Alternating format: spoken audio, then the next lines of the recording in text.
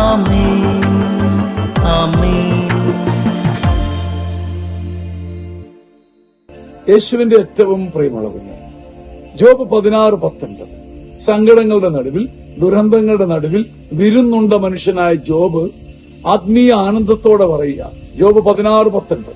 ഇപ്പോഴും എന്റെ സാക്ഷി സ്വർഗത്തിലും എന്റെ ജാമ്യക്കാരൻ ഉന്നതത്തിലും ഇരിക്കുന്നു.